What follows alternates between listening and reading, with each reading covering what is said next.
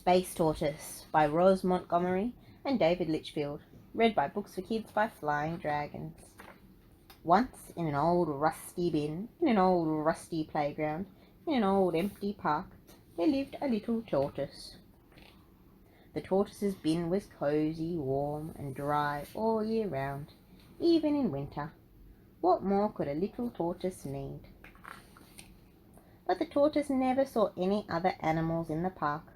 Sometimes he would search for them in the long grass, and on top of the slide, and under the swings, but he never found them.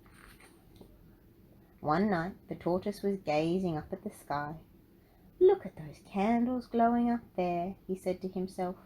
"That must be where the other animals are. I wish I could join them." But how could a little tortoise get to the top of the sky? The next day the tortoise found an old book in his bin. It was filled with pictures of space rockets.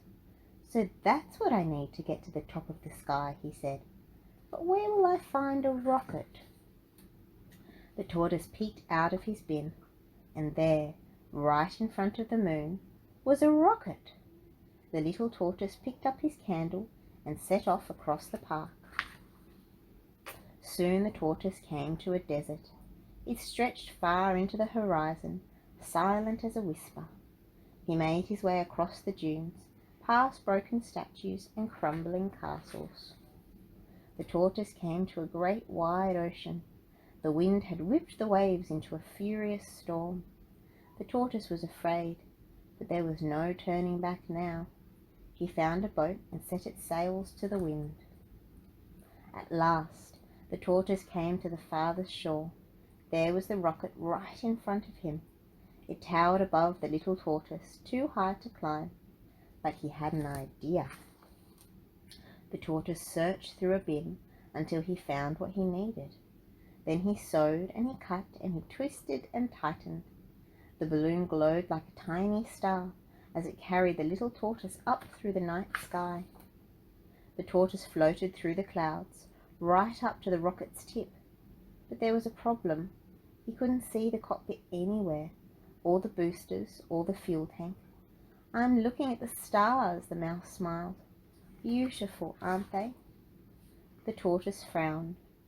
"Stars? You mean those lights up there aren't candles being held by other animals?"